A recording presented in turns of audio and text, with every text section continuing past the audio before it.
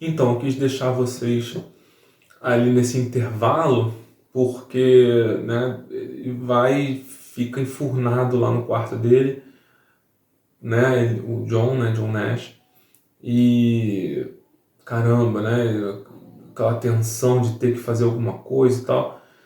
E só quando ele sai, só quando ele vai para um bar lá, que ele vai, leva os materiais dele lá de estudo, papelada lá dele e tal, tá num bar com os amigos e tal, diante de situações ali corriqueiras, né, que ele finalmente acaba encontrando, né, uma questão para falar, um problema para resolver, que tinha a ver com as garotas, com a investida dos caras nas garotas e tal, que ele tem essa sacada, né.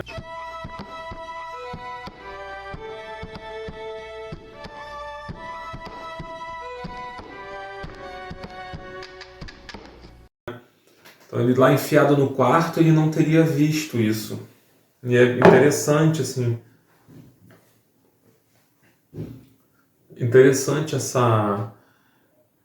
essa demonstração no filme, né?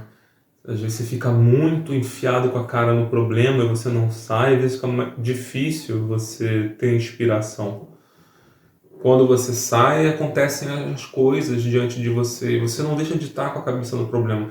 Quando acontece a situação lá com a moça lá, que ele tem aquele exemplo da questão do bar, ele vai trabalhar dinâmica de governo, porque apesar do que está acontecendo ali, ele não deixou de ser responsável, ele ainda está com a questão em mente do trabalho. Ele associa aquilo ali com a dinâmica de governo e faz uma crítica a partir daquilo. Ele percebe que tem um erro ali. E isso é bem legal assim, para a gente pensar sobre situações de estresse. E se a gente se deixar levar, né? Eu não sei como é que foi para vocês ficarem naquele final de vídeo, naquele ponto, né? Se vocês ficaram se havendo com sua própria angústia, seu estresse, alguma coisa assim, querendo talvez dar continuidade, né? Ah, como é difícil, né? Mas justamente quando você às vezes vê por um outro ângulo o problema, quando você sai para dar uma arejada, quando você muda um pouco o cenário das coisas, muitas vezes você se abre para uma outra solução. Às vezes você precisa descansar também. O estresse vai te fazendo mal também. Se você fica o tempo inteiro sofrendo por alguma coisa, aquilo pode te fazer mal. Vai fazer com o tempo. Se ficar tempo demais. E aí ele, a partir de uma situação que ele estava ali em grupo, ele pensa comportamentos de grupo, né? Junto a essa dificuldade, né, começa aquelas situações. Ele, né, consegue desenvolver um trabalho bacana, ele vai para MIT, que é, né, a faculdade de engenharia e tecnologia mais avançada que tem lá. Ele é chamado para falar no governo e aí aparece outro amigo imaginário que é o agente Patcher, né? Por isso também que é bom que você veja o filme antes, porque quem já viu o filme viveu toda a emoção de saber se é verdade ou não. Então, cara, estraga muito, né? Você viu o filme depois. Mas enfim. É... Então, quando surge esse agente, o agente Patcher ali, ele tá vivendo outras situações, né? Na vida. De risco, de perigo. E ele sempre está dialogando com esses amigos imaginários.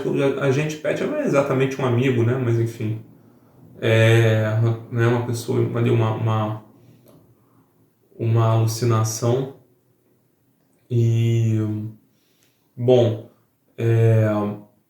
o que acontece? Dentre várias coisas, está ali a questão da decisão o tempo todo. Decisões muito importantes, ações que podem salvar o mundo, situações de peso, né, por assim dizer, como era antigamente na universidade. ali tem uma hora que uma fala muito bacana, muito importante do agente Patton, que é o Ed Harris, que ele fala que, assim, a convicção é um privilégio daqueles que assistem, de quem está assistindo. Que ele fala em inglês, ele dá uma referência como se fosse assim, tem o campo de futebol e tem a linha lateral. A expressão em inglês é de quem está de fora. A convicção é para quem está atrás da linha, ali, quem está fora das linhas, quem não está jogando o jogo, quem não está envolvido. Ou seja, o privilégio da convicção é para aquele que idealiza, que tem o privilégio, a condição privilegiada de pensar com calma, de ver de fora no seu tempo. Aí ele consegue ter convicção, mas para quem está envolvido no meio das situações, muitas coisas têm que ser decididas sem convicção, ou você não decide. Muitas coisas tem que decidir rápido, senão decidem por você ou algo te acontece. É uma frase muito boa essa daí. Eu estou colocando aqui, tipo, a convicção é um privilégio de quem assiste, de quem só assiste, ou de quem, né, vê a coisa de uma maneira teórica. Estar vivendo uma situação, dentre várias coisas, traz medo, traz temor. Ele faz parte. Se você tem uma coisa que é muito importante, a diferença, né, é o peso que isso tem, é a importância, caramba. Você não decide se você vai ter um filho ou não como alguém que decide se compra uma bala, né? Tem muita coisa envolvida. Então você decide sobre muita coisa. Nem por isso você vai conseguir decidir as coisas com convicção. E muita gente que tem medo, que tem receio, pode ficar travado também por esse medo, por esse receio. Medo de não conseguir. E aí tem a questão, na medida do que seja possível, de você entender o que está em jogo nessa decisão e se lançar naquilo. Se você puder, se você tiver condição, porque tem gente que não consegue. Mas quando eu digo se lançar, por exemplo,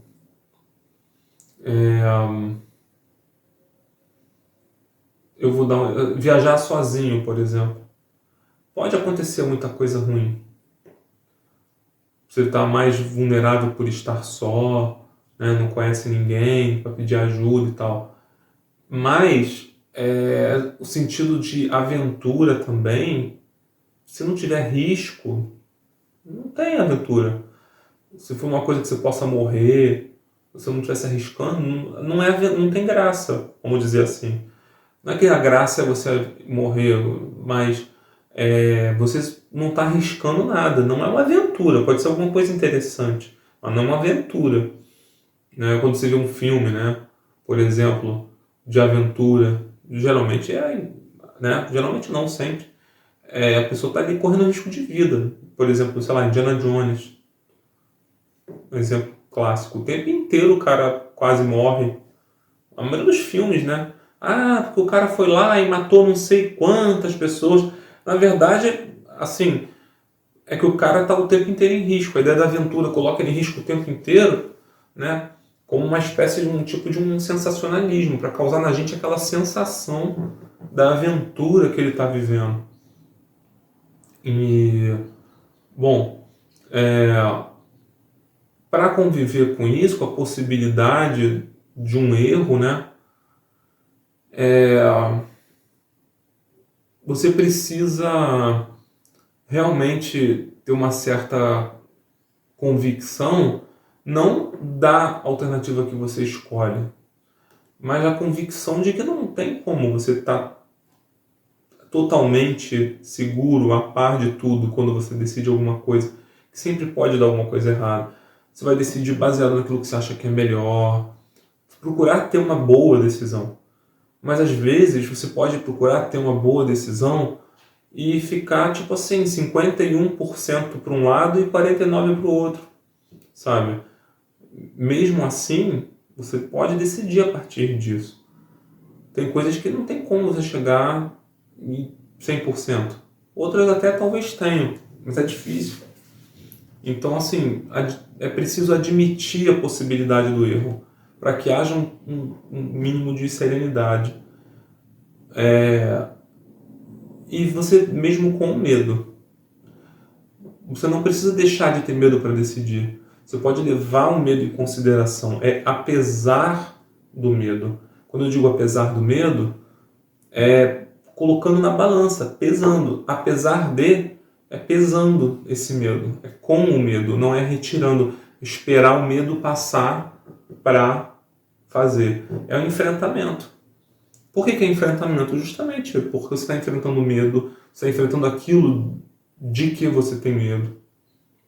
Então viajar sozinho muitas vezes é enfrentar o medo de estar sozinho, meu Deus, o que vai acontecer? E você pode gostar, você pode não gostar, mas geralmente, né, você vai fazer alguma coisa como, por exemplo, isso, e se você não gostar, você pode ir para casa, você pode voltar.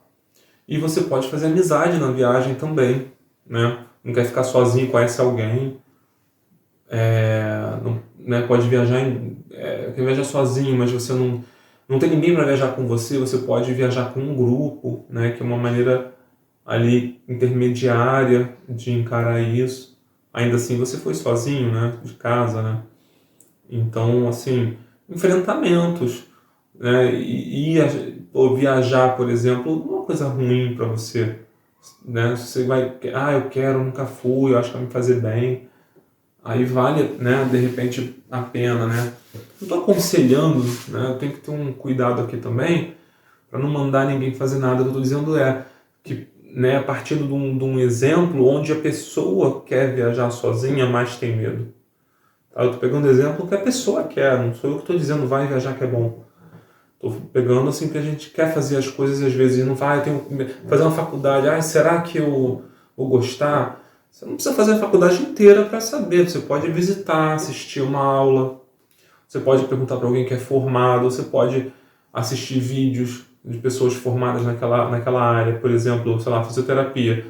Pô, vai num centro aí fisioterapêutico, visita, olha para conhecer, vê se tem alguém na tua família que é fisioterapeuta, assim, vídeos sobre fisioterapeuta, entrevistas, a pessoa de repente contar a história dela, ver uma biografia.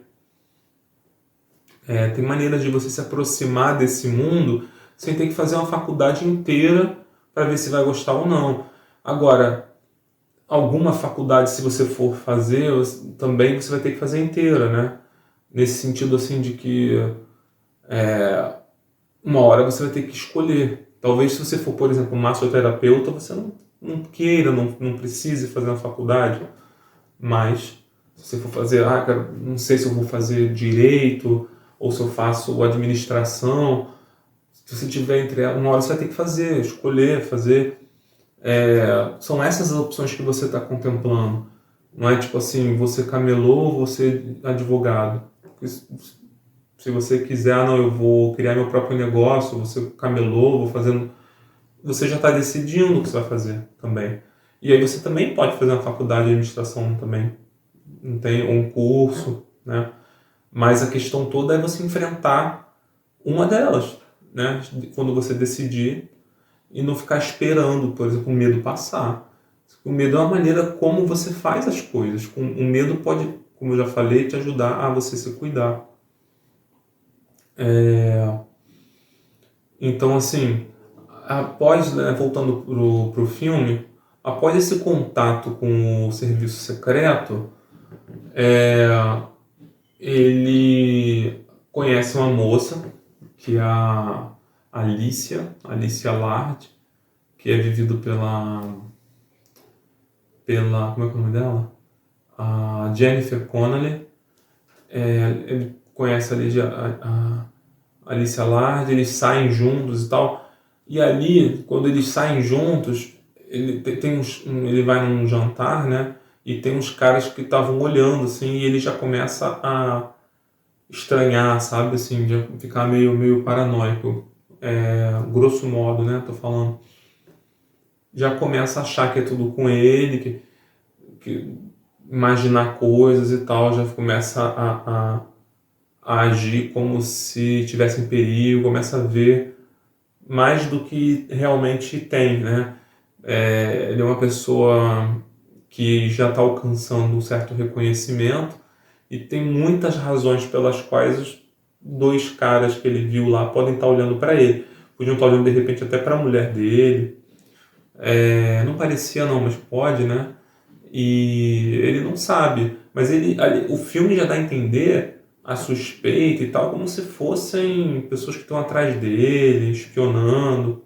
Dá muito essa entonação mesmo. E o quanto que a pessoa sai do que está acontecendo. O que está acontecendo? Dois caras olharam para ele, estavam olhando para ele, cochichando ali, comentando, falando baixo. Só isso, nada mais. Ah, é estranho, é isso. Pô, cara, você não sabe o que está acontecendo, ponto. É só até aí que você sabe. Estavam te olhando, você pode perguntar por quê, né? Mas assim, ele já começa a contextualizar aquilo ali. E eu só estou dizendo isso nesse sentido porque o filme vai para esse lado depois, né? Vocês viram, ele vai para esse lado, né? Mas a nossa cabeça faz isso, cara. Tem uma pessoa olhando muitas vezes, o que foi, tá? O que é? A pessoa às vezes está comentando, sei lá, que pô, olha que ela tá usando uma maquiagem bacana, ó, aquele cara, pô, tá com, pô, queria deixar minha barba que nem daquele cara. Às vezes não tem nada a ver, sabe?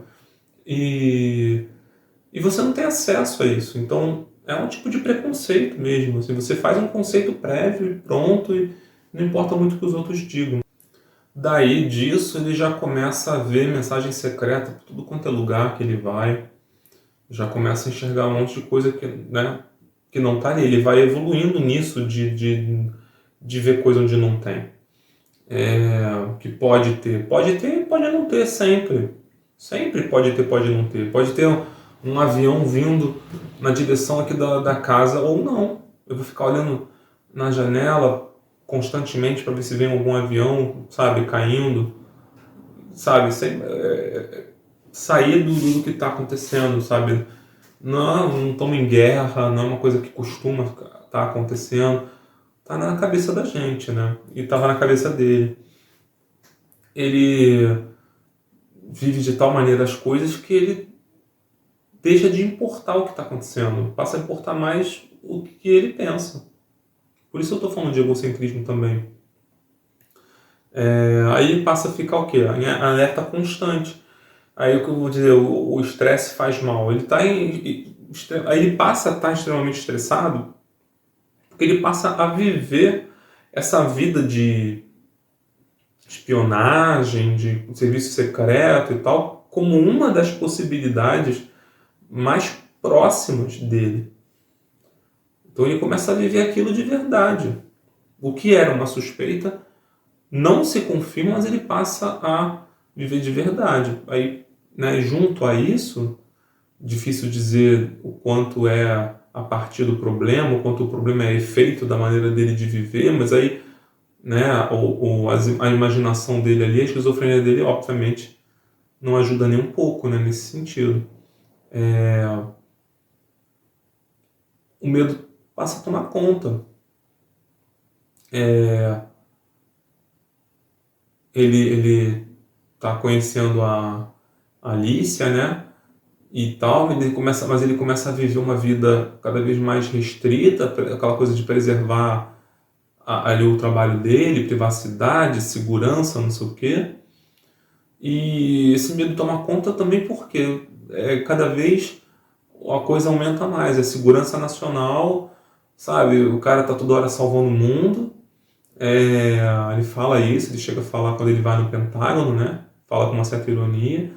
E ironicamente também, é uma coisa que ele vê como sendo maior do que ele, mas que na verdade não é. Que é só ele.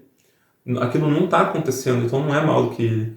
Exatamente o contrário. É porque ele se torna maior do que as coisas, é que ele vai parar nesse lugar, que ele vai viver isso.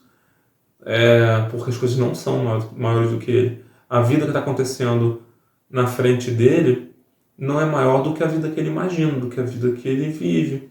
Essa possibilidade que ele abraça é maior do que a realidade. Então, e ele se engana, né, constantemente.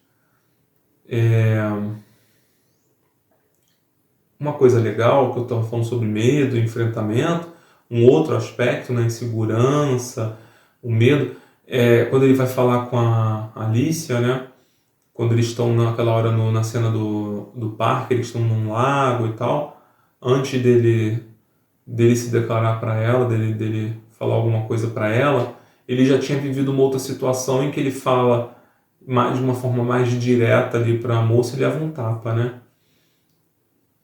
Aí, quando ele vai falar com ela, ele já tem um receio, uma história do choque, se ele tomar um choque e tal. Ele já tem um receio ali de estragar tudo. E aí o que ele faz? Ele, de alguma maneira, ele está cuidando mais de si e da situação. Aí ele anuncia para ela a dificuldade. Ele enfrenta ainda assim, se expondo. Ele não se expõe pelo medo, ele se expõe como um enfrentamento de que ele tem uma tendência a não ser bem recebido, na maneira como ele fala e tal. Ele se abre para ela, tipo assim, queria te falar algumas coisas, não é isso que ele fala, né, mas assim, a ideia é que ele queria falar algumas coisas para ela, mas ele não sabe bem como falar e não é bem recebido quando fala. É como se ele tivesse realmente assim pedindo passagem, sabe, para poder se expressar da maneira dele. E isso muda completamente a situação, porque é completamente diferente se ele chega e sai falando. Quando ele chega e anuncia antes, quando ele zela por alguma coisa ali, ao mesmo tempo enfrenta, aí ela já está preparada, aí ela já faz parte, aí ela já tem uma voz que permite, né, para que ele fale, que autoriza ali a que ele possa talvez passar de um limite, né, se for o caso, sabe? Então, assim, essa coisa do cuidado e do aviso acaba que resolve o problema de uma maneira muito interessante, mais ou menos quase paradoxal, porque na maneira dele de tentar resolver o problema, quando ela autoriza, aí já não é mais problema a maneira dele falar. Não é que ele vai falar de uma maneira adequada, deixa de ser um problema. É como se fosse uma bomba que ele desarmasse, vamos dizer. Não deixa de ser inadequado. Mas o que acaba ganhando volume ali é a intenção dele, é o zelo, é ele querer falar com ela. Quando ele prepara ela para aquilo, ela releva. Então deixa de ser o problema. Ele não resolve o problema. Deixa de ser problema quando ele cuida, quando ele enfrenta. Muitas coisas, quando você enfrenta, se dissolvem no próprio enfrentar. Por exemplo, a viagem. Para algumas pessoas, né, não é para todo mundo, para algumas pessoas só, por exemplo, quando vai viajar sozinho, é tão legal, dá tão certo, que ele não tem que superar problema nenhum. Pelo contrário, cara, não sei como é que eu não fui antes. Para outras pessoas dá problema, acontecem coisas erradas e, pô, fui, mas me arrependi de ter ido. Mas se você não enfrentar, você não vai saber. Se ele não tivesse enfrentado ela, tivesse desistido de falar alguma coisa e fosse embora, ele não teria ficado com ela, pelo menos ali. Talvez em algum outro momento, mas às vezes na vida ele talvez não tivesse outra chance. Então, vale muito também, tem umas cenas que talvez sejam sutis, mas tem muitos exemplos de receio, de coisas que ele temia de repente perder a garota. É claro, gente, que eu estou fazendo inferências, o filme não trata sobre o medo e o temor. São coisas que aparecem ali, mas é uma interpretação que eu estou usando como exemplo, né? É como se fosse a partir de falas, eu não posso perguntar para os personagens. Então, assim, eu tenho que tentar falar de uma coisa que seja aparentemente óbvia, um pouco mais fácil de que haja uma concordância entre todos, tá? Talvez algumas pessoas discordem, tudo bem, talvez eu esteja simplesmente errado, mas eu estou tentando pegar bem leve nesse sentido, não ir muito a fundo assim, não ser específico, que possa contemplar um sentido que se passa e que tentam deixar Claro, algumas situações eu pego, mas que não são feitas com o intuito de trabalhar isso necessariamente para a sociedade, né? Então, essa cena acaba sendo uma demonstração, acaba servindo de exemplo, né? Sobre essa questão do enfrentamento. Muitas coisas deixam de ser problema. Quando você enfrenta, muitas vezes você já não tem mais que resolver nada. Esse é um bom exemplo. Quando ele faz isso, ele fica com ela, ele casa com ela. Então, assim, ele nunca mais vai ter que falar com mulher nenhuma. Ele resolveu para sempre o problema. Aqui, esse problema. O da fala com mulheres, porque ainda tem a fala dele. Mas aquele problema, pelo menos, das investidas dele, amorosas, resolve. Então,